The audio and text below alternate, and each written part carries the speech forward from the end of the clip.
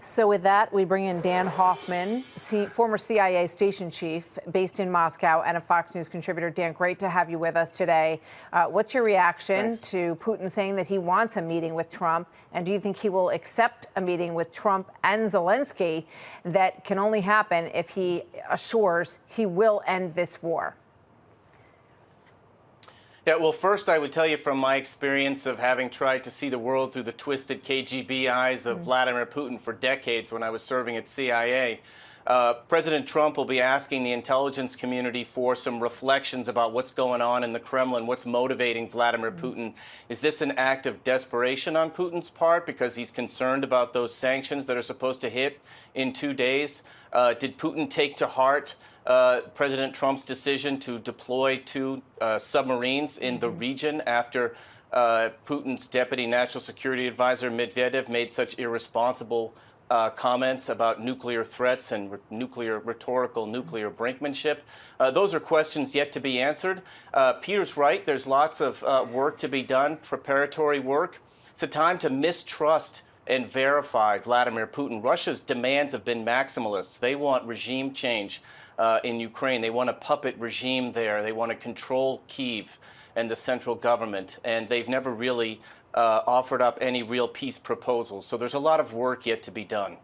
You know, Peter also mentioned oil, and these sanctions would crack down on oil sales from Russia. They are a one material commodity economy, as you know better than anybody, having spent so much time there. So is that the real concern potentially for Putin on his big buyers in China and in India, which has been, you know, really sort of testing its relationship with the United States over all this?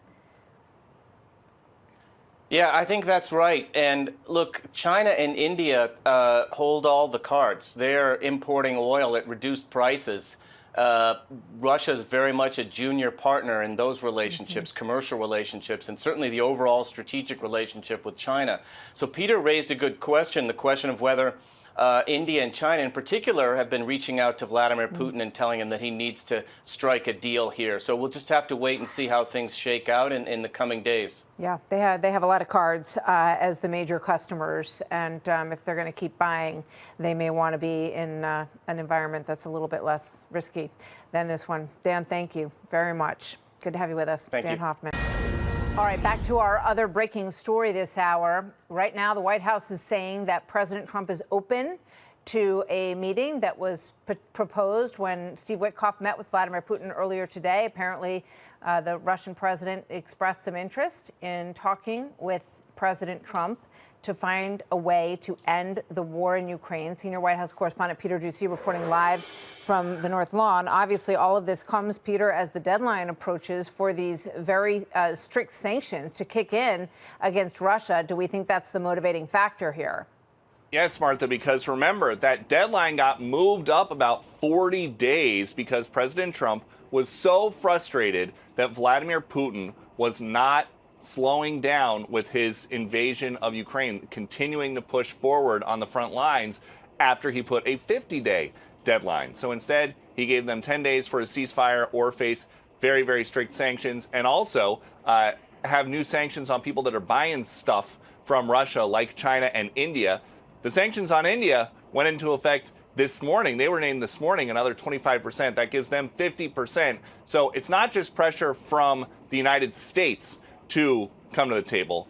Vladimir Putin might be getting calls from some of the other superpowers in the world, the leaders of India, the leaders of China. Hey, cut this out because this war is now costing us a lot of money. And we know that Steve Witkoff, I've been told by a senior administration official in the West Wing a few minutes ago, Steve Witkoff was told by Vladimir Putin today in Moscow that Putin wants to meet with Trump. Trump was told that during his debrief with Witkoff, and then he got a bunch of European leaders on the phone with Vladimir Zelensky today, who was on a battlefield visit. And President Trump communicated that this 3-person meeting, Trump, Putin, and Zelensky, could take place as soon as next week. But these are the kind of things, a big summit like this, that typically a lot of planning would go into, and nobody has been told anything about this yet. That doesn't mean that it's not going to happen. And we know that there has been talk about meetings like this happening in a third country over the last couple of months that have fallen through. It's never materialized. So this is a big, big change. And officials that I talked to here at the White House want to emphasize this is the Russian leader, Putin, asking for the Trump meeting. And Trump is basically saying, yeah, I'll meet with Putin and Zelensky, and the war in Ukraine has to end. So maybe it'll happen and maybe it won't. Yeah, we'll see Martha? if Putin likes the parameters around that kind of discussion. It's going to be very interesting, but it's a big story and a major development. Peter, thank you very much. Anytime you're going to make a deal, there's going to have to be concessions. There's going to have to be concessions by the Russians and concessions by the Ukrainians, of course, as well. So that's tough. You know, this is tough when you have a war and people have died. For example, on the Ukrainian side, they've paid an enormous price in this war. So have the Russians, but the Ukrainians have paid a big price in this war. You know, those concessions aren't easy. Secretary of State Marco Rubio talking with Larry Kudlow about concessions, negotiations with Russia. Let's bring in Fox News senior strategic analyst, retired General Jack Keane. General, thanks for being here. This comes after Special Envoy Witkoff made his way to Moscow, met with Putin, and the word back was it went very well, according to the president. So well that he wants to have face-to-face meetings with Putin and Zelensky, possibly as early as next week. What do you see with this, even though we don't have the details, the nitty-gritty of behind the scenes? Yeah, well, it's likely, as the words indicate, that there probably is some progress here. And the fact there's going to be a face-to-face meeting, after all, that in itself is different than what's been taking place. Look at the president has a lot of leverage here, and Putin understands it. And what am I saying? I mean, we saw Putin stalling for months. Wouldn't go to a 30-day ceasefire. Wouldn't even go near any of it, and had unbelievable onerous demands, concerning the Ukrainians. And then he thought he'd frustrate Trump so much that he would walk away and not support Ukraine. Well, something different has happened. He's made a decision to support Ukraine and actually take the American taxpayer off the table, which I think we could have done in the previous administration. And secondly, support sanctions or tariffs on the Russians. And at this time, they've worked around those sanctions in the past. This time they're going to be pretty significant. Well, just today with India, another 25%, right, because India was buying Russian oil. Now it's up to 50% for the Indians. They're pushing back, but the Russians would feel that. Yeah, and the other thing I think that Putin sees, and we can't underestimate this, Trump issued an ultimatum to the Iranians. Come to a deal in 60 days. 61st day, he gives a green light to Israel to attack Iran. And then, on about the 11th day, we conduct a decisive attack that ends the war. Putin sees that. So he knows that Trump is dead serious about tariffs and sanctions. There's no rhetoric here. There's no bluff here. He's going to follow through. So hopefully something positive comes out of it. If this is just another meeting and another stall, I mean, certainly the president's going to see right through that. Zelensky took to X, saying, right on my way from our brigades here in the Sumy region, I spoke with President Trump. This conversation happened after President Trump's representative Witkoff visited Moscow. Our joint position with our partners is absolutely clear. The war must end, and it must be done honestly. European leaders were on the call, and I'm grateful to each of them for their support. We discussed what was spelled out in Moscow. Ukraine will definitively defend its independence. We all need a lasting and reliable peace. Russia must end the war that it itself started. Thank you to everyone who stands with Ukraine. So he's sending out a hopeful message. The question is, as you look at the map of what has been Russian controlled and what Ukraine is controlling, it really hasn't shifted that much, and there's been this back and forth. So it's going to be tough to get to the brass tacks of what they're going to give up. Yeah, to Rubio's certainly. point. I mean, to dramatize for our audience, Bakhmut, that took place over a couple of years ago when the Russians took that city. We talked about it here. It's been 26 months, and they've been trying to take the next town. It's called Shavziv Yar. 26 months, and that town is 6.8 miles away from Bakhmut. All that time, and they're about ready to take it. And that means that the progress has been made in yards and not miles. That's a fact. And you're absolutely right. That map hasn't changed. Putin knows all of that. And he's got economic issues even without the tariffs and sanctions that are beginning to burden him in a way that they have not in the past. So there's pressure on him. Not talked about enough in the States here, because he advertises that he's winning the war. But your map, and you've been showing it consistently, says something different. Let me turn your attention to Israel and Hamas and Gaza. We've seen the efforts for food aid. We had Bill Hemmer just on the ground inside Gaza and some of those sites. The president's clearly engaged on that front. But he's also, it seems, saying to Netanyahu, go ahead, take out Hamas, occupy what you have to occupy, go forward. It seems that that's the message. Yeah. I think it is, and it's consistent with where the president has been ever since he came into office. You know, there were restrictions on weapons. He removed all of it, said, is there anything else you need? Yes, there is. Yes, there are, and he gave them more of that, and he's backed them. He's never got involved in the tactics and how to conduct the war, which Biden and his team always did, even though they weren't qualified to do that. And I think he's given them a free hand. I don't believe what the prime minister is advertising certainly is a campaign designed to occupy Gaza. I think, look, he's not going to say it, but that means it's temporary. They're not going to occupy Gaza permanently and sustain the IDF there. They have a small military. Most of it's in the reserves. That's not sustainable. But they want to put pressure on Hamas here to come to. They're not going to do a 60-day ceasefire deal anymore, I don't think. The next negotiations will be about an end-of-war strategy. Netanyahu and his generals want some leverage here in getting that. And you think the food supply issue is going to be a push by President Trump? Yeah, no doubt about it. And, you know, they're going to continue with that food distribution. It's now secure. It's now getting in the hands of the Gazan people. And we don't have to relitigate all the problems associated with that. There's UN problems associated. There's problems with world organizations in doing it. And there's certainly major problems with Hamas. But yeah, this is a tough part of the war we're coming to, Brett, because there's still people alive that are being held hostage. And look, they took the hostages for one reason, at the end of the day, to ensure their own survival, the leader's survival. And that's kind of where we are. General, as always, thanks for the time. Yeah, great talking to you. Got some breaking news we want to get to. We want to get this in. It's a huge breaking story. President Trump reportedly set to meet face-to-face with Russian President Vladimir Putin as early as next week. This comes right off of Steve Witkoff's meeting with Putin. Senior White House correspondent Peter Doocy fills us in on this huge development. Hi, Peter. And Martha, I see the Chiron, we're citing a report. We can confirm that report. I was just in the West Wing, and I'm told that this is what happened. Earlier today in Moscow, Steve Witkoff was told by Vladimir Putin that Putin wants to meet at some point with Trump. Witkoff then relayed that message to the president, who is open to it, the possibility of a meeting as soon as next week, if the result of that meeting will be an end to the war in Ukraine. We know that President Trump was on a phone call with Vladimir Zelensky and some European leaders. He shared this with all of them.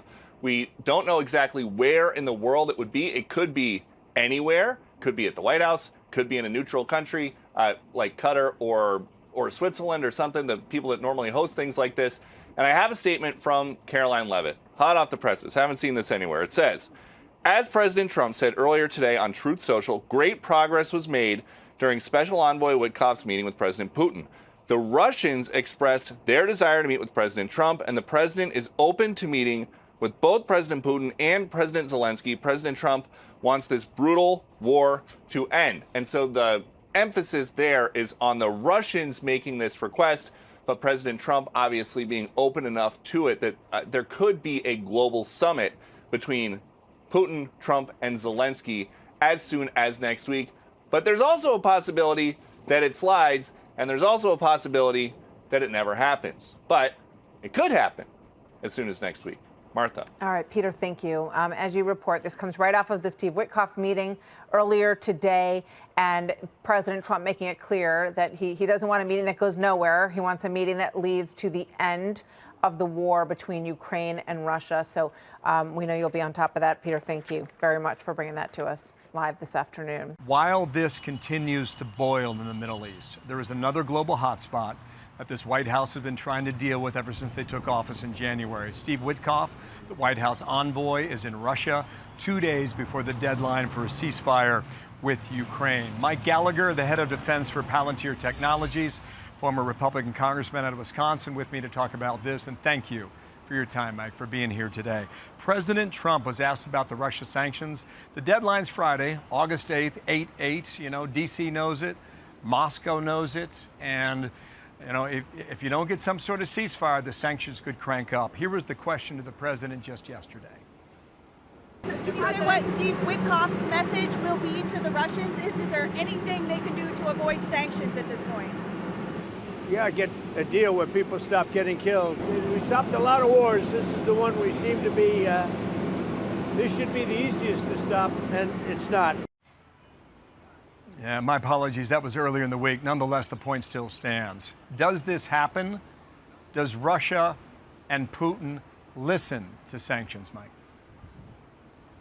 Well, in addition to the president's threat of sanctions, I think there are two other variables that increase our negotiating position and increase the likelihood of a durable ceasefire or some outcome that would be successful. One is the congressional threat of sanctions. Lindsey Graham's bill seems to be gaining steam.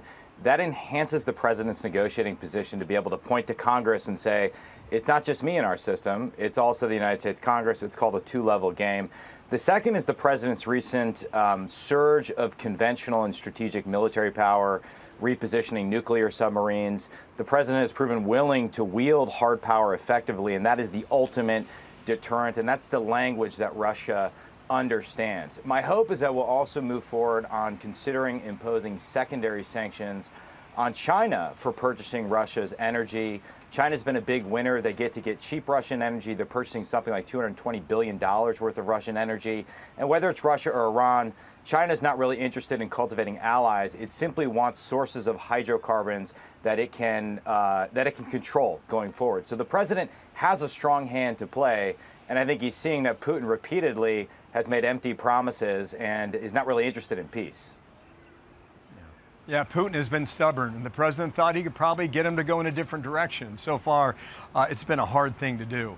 In your old job, you went overseas to see that firsthand. In your new job, you are really the perfect guest to answer the following question. It has to do with critical minerals coming out of China that may be limited to Western defense companies, and that could hurt us when we're trying to get ready for the possibility of threats to our own country. Here it is, Wall Street Journal. China is choking, the headline reads. China is choking supply of critical minerals to Western defense companies. The squeeze on minerals highlights how dependent the U.S. military is on China for much of its supply chain, giving Beijing leverage at a time of rising tensions between the two powers and heated trade negotiations. Mike, take us behind the curtain for all of this. What are companies like Palantir and others able to do to get around this if it is the reality? Well, Palantir wants to help revitalize and transform American manufacturing. So we build things here domestically. When we look geopolitically, I think it's important to recognize the scale of the problem. Xi Jinping's predecessor, Deng Xiaoping, famously said, the Middle East has oil, China has rare earths. They have a stranglehold on 90% of the production. The other 10% for heavy rare earths is Myanmar, which is a pariah state drifting into China's orbit. And so for anything that moves, whether it's wind turbines, electric vehicles, fighter jets, nuclear submarines, there's some sort of rare earth magnet involved. This is a huge liability. It means we are one Chinese export control away from an economic and national security disaster, which is why it is so important to build here domestically. So how do we do that? The administration's recent deal with MP Materials, investing over $400 million, I think was a brilliant and bold move. We have to stimulate our own domestic champions. And it's brilliant because it unlocks private capital. The offtake portion of the agreement basically guarantees demand, guarantees the Defense Department will buy these things, and therefore there's been $500 billion of private capital flowing into MP Materials. That's a good move. That's how we wean ourselves off our dependency on China in this key area. All right, let's get a move on. Mike, thank you for your time and sharing your inside knowledge. Thank you, Mike Gallagher. Dana. Thank you. But breaking tonight, Russian President Vladimir Putin wants a meeting with President Trump. This comes as the president's top envoy talked with Russian leader Putin in Moscow. It happened just 2 days from President Trump's deadline for Russia to make peace with Ukraine. And it comes as President Trump signs an executive order placing an additional 25% tariff on India over its purchase of Russian oil. We'll start there. Senior White House correspondent Peter Doocy starts us off live from the North Lawn. Good evening, Peter. Good evening, Brett. Officials here either aren't telling us or they don't know themselves where in the world this Putin-Trump meeting could be. And it's possible that it doesn't happen next week, but it's possible that it does if the final outcome is known in advance to be the end of the war in Ukraine. There's a good chance that there will be a meeting very soon. A historic summit is possible within the next 10 days. So we could be ending the round, ending the end of that road. That road was long and continues to be long. Until the Russian army lays down its arms, Ukraine's Zelensky, who spoke to President Trump today, says Ukraine will definitely defend its independence.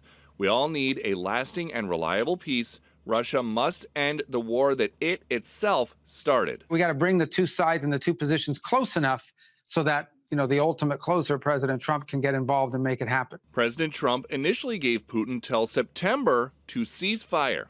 This was July 15th. I don't think 50 days is very long, and it could be sooner than that. Less than 2 weeks later, he shrunk the deadline down. I'm going to make a new deadline of about 10 or 12 days. We just don't see any progress being made. Putin asked envoy Steve Witkoff for a Trump meeting in Moscow, but urged caution in remarks on Friday.